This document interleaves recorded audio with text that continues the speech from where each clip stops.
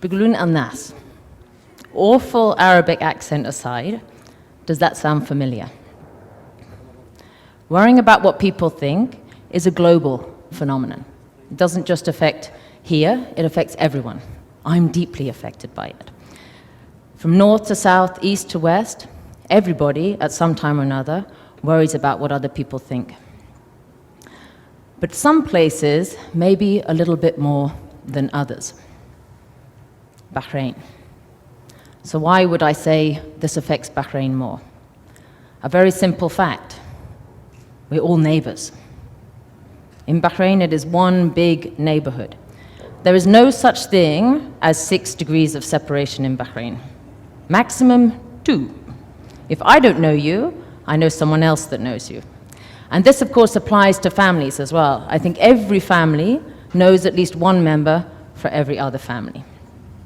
And of course, this has some impacts. It changes the way things go a little. And those impacts are care and control. So care is the nice, cuddly, friendly neighborhood feeling. You know, we all know each other. We all care about each other. And the control part is, well, I think you all know what that is. Some people have talked about it earlier. Obviously, control affects us as well in everything that we do. So we might be thinking, well, why does this matter? So I just want you to stop and think for a minute. Think about the last time you wanted to do something new or different. And maybe there was a voice in your head. And for those of you sitting there thinking, what voice? I don't have a voice in my head. That's the voice in your head. So what was that voice saying? Was it like the great cheerleader, you can do anything you want to do, be what you want to be, go out there, do it? Or was it more kind of, Yani, what did the neighbors say? What about your parents? Are they the cheerleaders? The ones there supporting everything you want to do in your life? There's no such thing as, honey, you need to be a banker. No, you can do anything. Or are they also thinking, what will the neighbors say? It's an important question.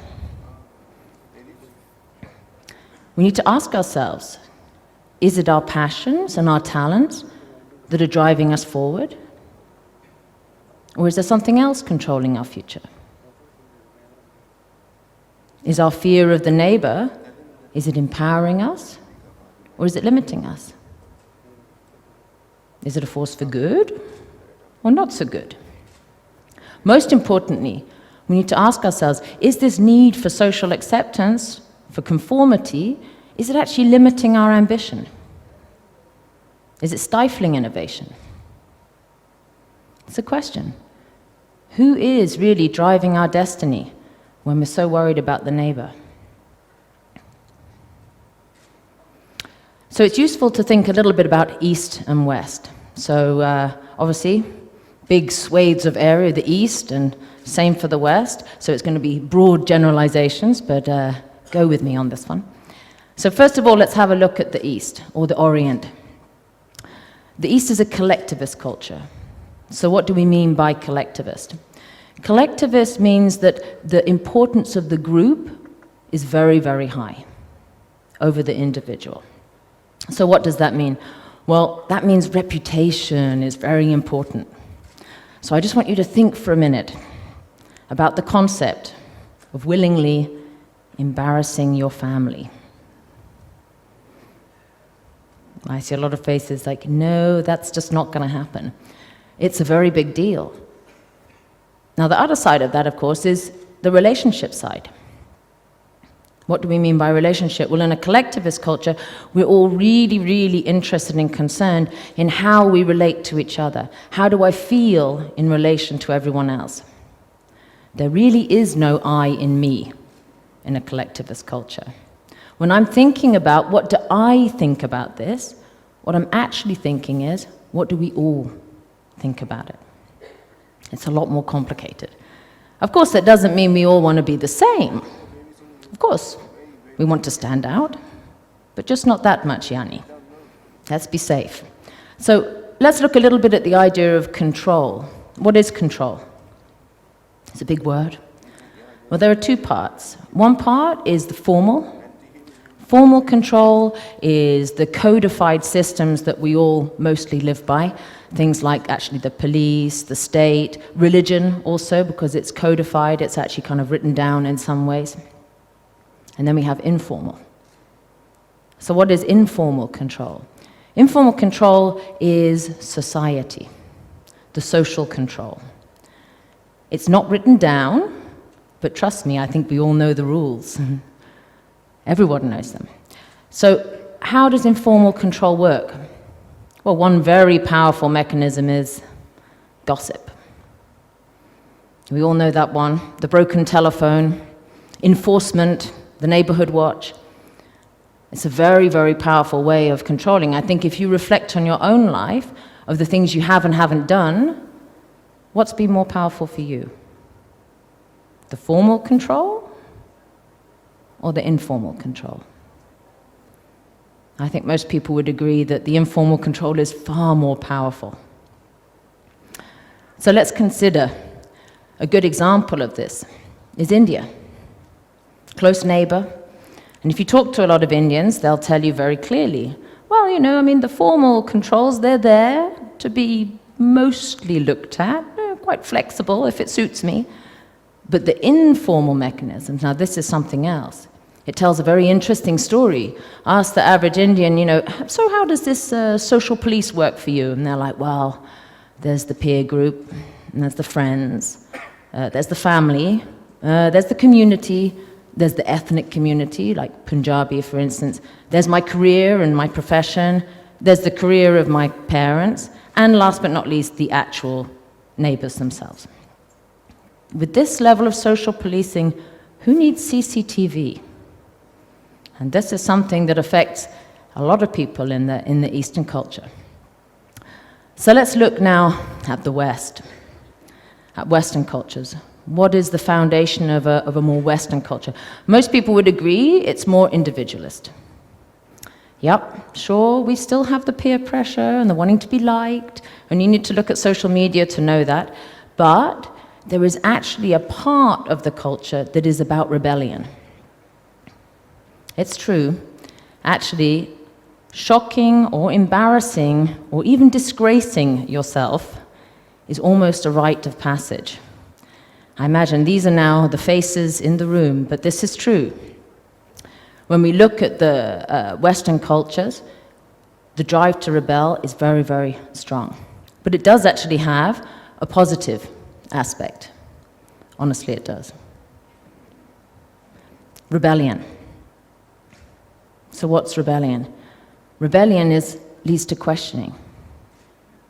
And if you question, you come up with new ideas. And if you come up with new ideas, this can lead to innovation. So this is a good thing. Of course, it's not all great. I think one of the real downsides in this sort of me continuum that we have of individualism in the West, you know, made only worse by social media, by the way. I think that in the West, we really do wish that people only ever posted photos of their food.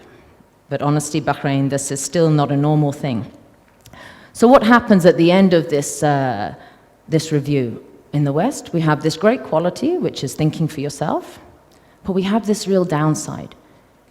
Who is thinking about the us when everyone's only thinking about me? So we can see that there's benefits in both. In the East, we have, in the collectivist culture, we have this great asset of the society, the social support, and it really is great.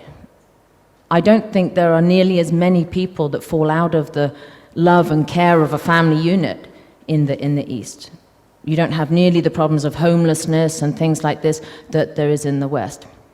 But the negative side is this, thinking for yourself and being prepared to stand up for what you believe in. In the West, on the other hand, we have this great individualist, be independent, think for yourself, but who's caring about the us? So both models. The question is, what is right for us? So one of the first things to think about in terms of all of this, you know, the impact of the neighbor is on innovation. Innovation, I don't think anyone's going to argue with me, well, I hope not, that innovation is a good thing. It's a great thing. I think it's probably fairly top on the agenda of pretty much every developing and developed nation. It's very, very important. It is the key ingredient in most great companies. In fact, it is the reason why they're great. So it's a good thing. So we need to ask ourselves, how well are we doing in the innovation area? Well, not so good.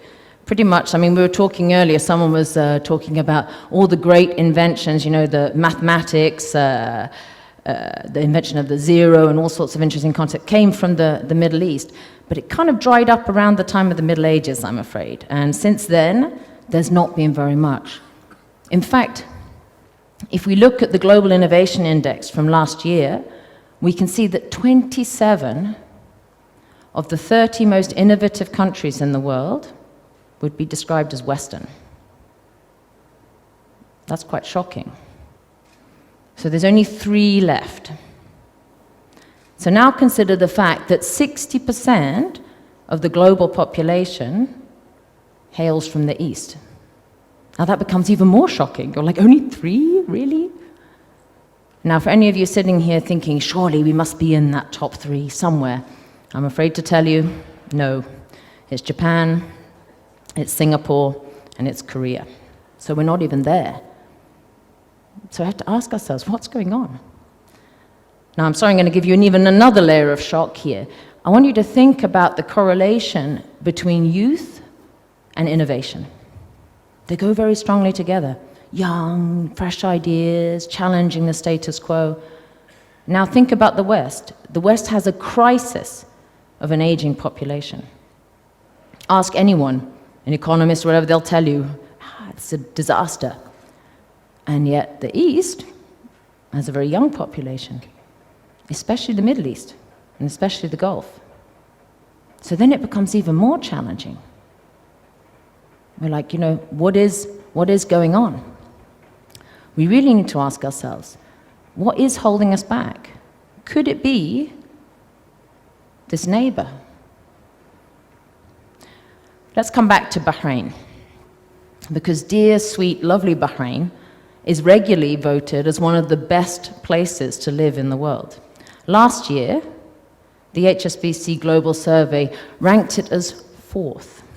Yep, read it and weep, Dubai. We beat you by several places. You know, we were by far the better place to live. 4th. Think about it. Like, out of every country in the world, Bahrain, number 4. So this is amazing. We have this amazing asset. We have something really great going for us, clearly. Maybe half the time we don't recognize it. I mean, I've been here for 13 years, so, you know, I certainly identify with it being a great place to live. So we want to ask ourselves, let's go think about this neighbor. What could be some of the impacts of this neighbor on the shoulder? What will the neighbors think? How is this affecting us? So there's a couple of outcomes. One of them is the why bother? The self-censorship. Why would I even bother to try? No one's going to support me. The second one, the second life syndrome. I think there's a lot of people can identify with that. I identify with it. I tell you, I've got island fever. There's the person you are in public, the nice, sanitized, Facebook-friendly person. And then there's the person you are in private, who maybe doesn't appear on social media. Now, what is that? Is it okay?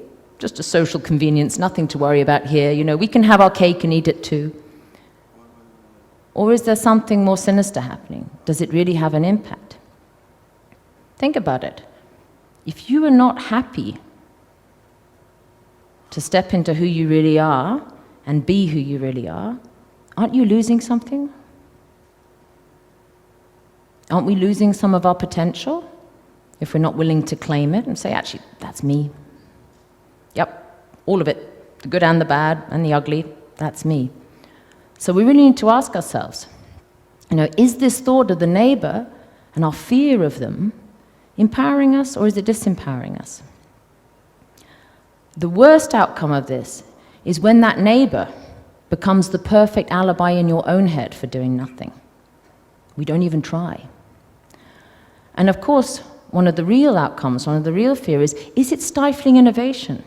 Because if we can't stand up and be ourselves and come out with our ideas and say, no, I don't want to be a banker or a doctor or whatever else. I want to do this. I want to be this. I'm prepared to challenge. Isn't it stifling innovation? And it's actually a big question for Bahrain. Maybe some of our bigger neighbors don't need to worry about it so much, but in Bahrain, we rely on our intellect. We rely on our ability to innovate. It's important. So I actually see, if you're thinking doom and gloom, what's it going to happen? It's actually a great positive challenge for Bahrain. No one else has managed to get into this innovation index. Why can't it be us? Why not? How can we solve some of these things holding us back? So let's look at our assets. Let's turn some of the weaknesses into strengths. So one of the first things that is just a natural asset, we don't even try for this, is that we are the only Arabian island nation. For those of you who haven't thought about that before, it's true. There is no other island nation in the Middle East. It's us. So why is that important? Because traditionally, islands and island cultures are open. They're inclusive. They're like a melting pot. Lots of things can happen, a confluence of ideas. So this is great. This is who we are. This is natural. So this is something that we can build on. And we can use this, perhaps, to become the right place where we can create the best of East and West. Here, in Bahrain. Bring these two things together. The two attributes we've talked about, the ability to think independently and the ability to support each other. We can become a place that truly values the individual, but also the group. Why not? What a novel idea, we could do it. We can become a place that actually cares far more about leaving a positive legacy than about what the neighbor's going to think. Why not? Let's dream big. Let's break down some barriers. Why don't we use this insane neighborhood network that we have in Bahrain as a force for good? Imagine if your neighbors were literally cheering you on and they said, yeah, we'll support you. We'll help you. So I really believe, and I like to leave you with this thought, that in Bahrain, we have the opportunity to bring together the best of the East and the best of the West. We have the opportunity to create a culture that celebrates the power of the individual as well as the power of the group. We have the opportunity to create a people and a culture that is capable of thinking for ourselves and not only just about ourselves. Thank you.